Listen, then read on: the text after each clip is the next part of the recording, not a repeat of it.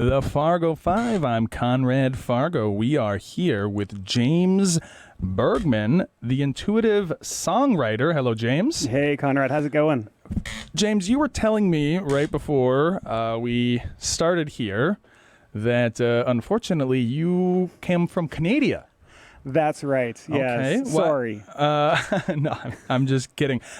So we're about the same age, I think. I think probably South Park was a big deal. Oh, yeah. For you in the 90s, right? Yeah. It was a big thing. And were you still living in Canada at that time? Yeah, I was. How did that whole... Because obviously it's very tongue-in-cheek. I don't think there's a lot of real animosity between Americans and Canadians. I think that's why they chose Canada to just pick fun at. But how did that feel? Was it like, oh, these guys are mean? Or was it like, hey, someone's talking about us? What was the vibes on that? The second one, definitely. It's like, hey, they're talking about us. And it's really funny. And it's so funny that you mentioned that because that kind of feels like when we see something about Fargo in the national news, it's like, oh, wow, look, they know who we are. Speaking of, something I just made the connection to in the last couple of years, the South Park, the mascot, they make fun of how silly their mascot is. You know what the South Park football mascot is?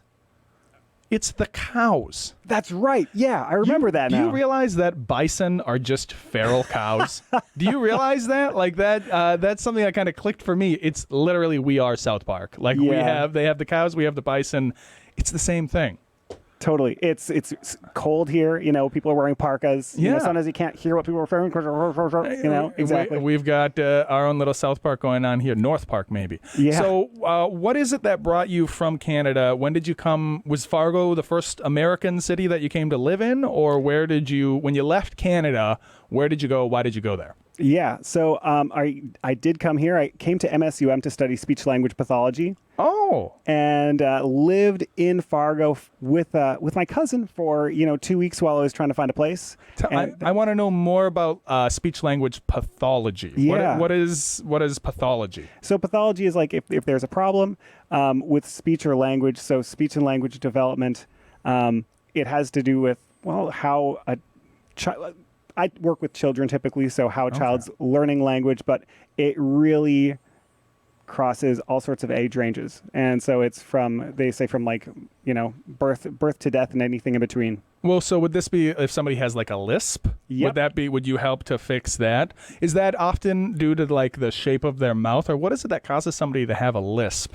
You know what? It's there are multiple factors that are kind of involved with that. So part of it might be the shape of the mouth or the certain qualities of the articulators. So, if there's a tongue tie or something like that. But also, I think as people, we just get used to doing things a certain way. When we start this pattern, it just becomes how we speak.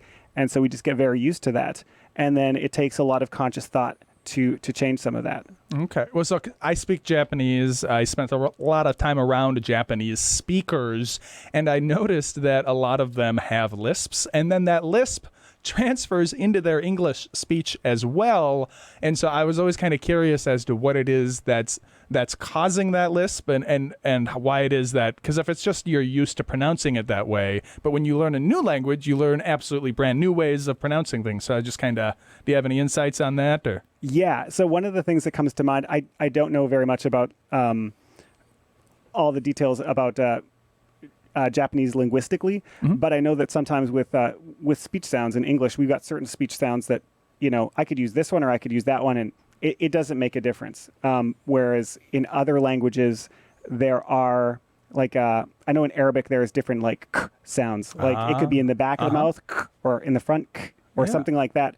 And we it's all the same to us. Yeah. And so with different languages, when all of a sudden you're used to saying a certain sound and it meaning the same thing, doesn't matter where it is in the word or that sort of thing, all of a sudden you have to learn not just how to produce that sound, but the patterns that go along with it. Yeah. And so it feels like part of that, you talking about that, noticing Japanese speakers speaking with a lisp, it's like, oh yeah, that's what it kind of sounds like to us, but in another language, maybe it makes sense. I honestly don't know enough about Japanese to. Well, and if anything, they have fewer sounds, which is why they always mess up like their L's and R's, because they just have one sound that's kind of in between an L, R, and a D, and they have fewer vowels. And the Japanese language, people say it is difficult to learn just because conceptually it's a different language, but as far as actually speaking it, like Chinese, as I understand, the different Mandarin and whatever has that going on with the different sounds, different intonations.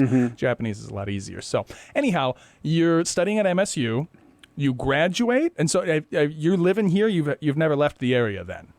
No, I actually graduated and was looking for a job locally. Couldn't find anything here in the Fargo area, but I had been working for the Ann Carlson Center as a direct service professional. And what's the Ann Carlson Center? Ann Carlson Center is an organization based out of Jamestown that provides speech therapy, occupational therapy, physical therapy, but then it also has in Jamestown its own like a primary campus where they do it's like a residential facility for high needs individuals, high needs kids. It's like a school and a place where kids can stay, and it is a really incredible place. I think they're building another campus from the previous one, and so I'd been working with Ann Carlson as a direct service professional here in Fargo, and then I got my speech therapy degree, and then they had an opening in Jamestown, so I said, well, you know what, I'll just move to Jamestown for a bit. And you lived in J-Town, and when did you become an intuitive songwriter? Where does that follow in, and what even is that? Yeah, no, that's a great question, and I think it's one of those things that, you know, it's a long, interesting journey, but I think I've always loved songwriting. I've come from a long line of people who enjoy writing and performing, and you know, my brother is more of a poet. And I'm the youngest of 4 boys. And so I thought, well, I can't be a poet. That identity's already taken. And so I kept on writing, and a lot of what I wrote kind of went along with music.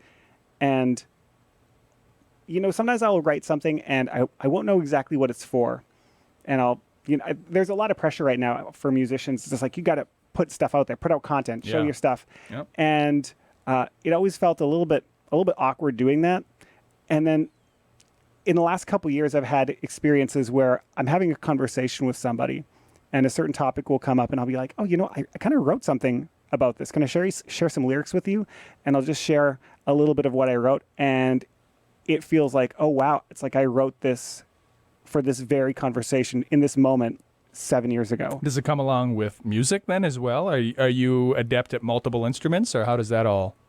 Typically, I wouldn't say adept. I think I picked up the guitar kind of as a means to turn what's up in my head into something that, you know, can get into people's ears, and you know, that other people can play, that other people can experience more deeply and more richly than me just kind of, you know, a cappella singing it. Yeah. And so, you know, I know a little bit of piano, I play the trumpet as well, not often, but, you know, did in high school anyways. What a missed opportunity. We didn't bring any instruments today. I know. You know what? Well, I'll come back sometime. Don't worry about it. All right. And so this was something that just kind of evolved over time, but now it's something, I mean, when you said you wanted to be on the show, I asked how to identify you as, you know, we call it the call name in radio. How do I call you? And you said, well, why don't you say intuitive songwriter James Bergman? Well, how is it that it became your identity? Like, when did that become the thing that you are and the thing that you do? Like, is it you just woke up one day, or how did that happen? It is such a process. It's actually really interesting because I think this weaves in together a lot of the things, like being from Canada and coming to the States. I think, there was a sense of, I'm not sure how much I can talk about, you know, my thoughts about certain things that might not be going great here compared to what I'm used to, because I'm not a citizen. I became a citizen in 2020, and I think since congratulations. Thank you. I think. Yeah, right.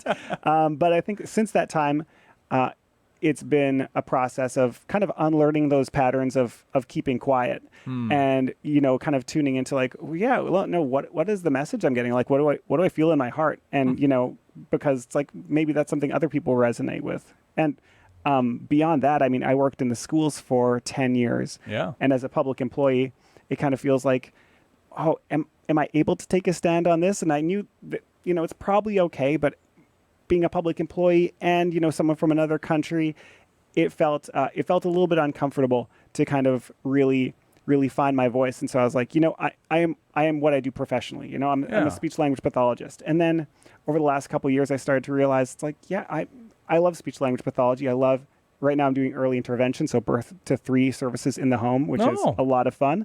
But I think the bigger calling that really resonates with me is this idea of intuitive songwriting, and it's an avenue for so much more. Do you know Jessica? Oh no, do I not know her last name? Kane. I meet with her every week.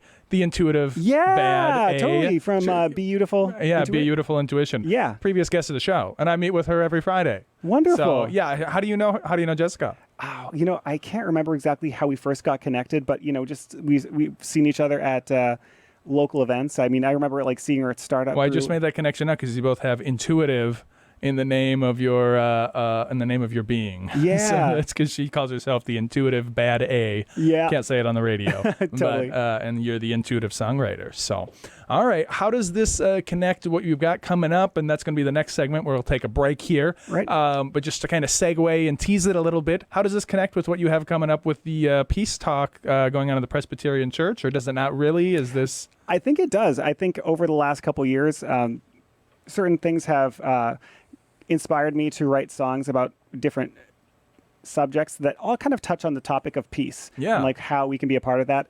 And so this event coming up is an opportunity for me to kind of showcase that and tell the stories behind those songs.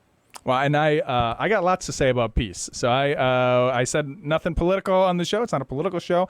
But one thing I will always talk about is peace because it's a great thing. So, but that is all the peace we have time for at this moment. We're going to come back with Fargo Fun. So don't go nowhere.